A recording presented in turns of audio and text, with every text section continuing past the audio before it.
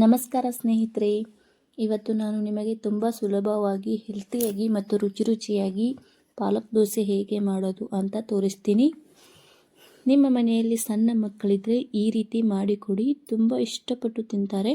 Video ಇಷ್ಟ ಆದರೆ like ಮಾಡಿ, ಕಮೆಂಟ್ ಮಾಡಿ, ನಮ್ಮ ಚಾನಲ್ನ ಸಬ್ಸ್ಕ್ರೈಬ್ ಆಗೋದು ಮರಿಬೇಡಿ. ಮೊದಲು ಪಾಲಕ್ ಸೊಪ್ಪನ್ನು ಚೆನ್ನಾಗಿ ತೊಳೆದು ಮಿಕ್ಸಿ ಜಾರಿನಲ್ಲಿ ಬೆಳ್ಳುಳ್ಳಿ ಶುಂಠಿ ಜೊತೆ ಸ್ವಲ್ಪ ನೀರು ಹಾಕಿ ಮೃದುವಾಗಿ ರುಬ್ಬಿಕೊಳ್ಳಿ.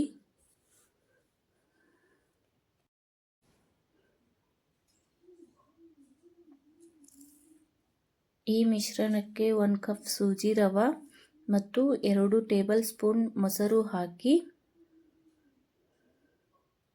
ನೀವು ಬೇಕಾದರೆ ಅಕ್ಕಿ ಹಿಟ್ಟು ಕೂಡ ಹಾಕೋಬಹುದು. ಕ್ರಿಸ್ಪಿಯಾಗಿ ಬೇಕಂದರೆ ಹಸಿಮೆಣಸಿಕಾಯಿ ಮತ್ತು ಜೀರಿಗೆ ಕೂಡ ಆ್ಯಡ್ ಮಾಡ್ಕೋಬಹುದು. ನಾನಿಲ್ಲಿ ಮಕ್ಕಳಿಗೆ ಕೊಡೋದ್ರಿಂದ ಖಾರ ಆಗುತ್ತೆ ಅಂತ ಏನೂ ಹಾಕಿಲ್ಲ.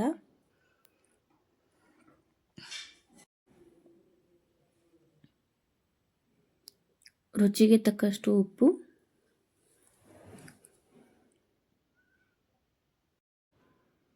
ತವಾ ಬಿಸಿ ಮಾಡಿ ಸ್ವಲ್ಪ ತುಪ್ಪ ಹಾಕಿ, ನೀವು ಬೇಕಾದರೆ ಎಣ್ಣೆ ಕೂಡ ಹಾಕೋಬಹುದು.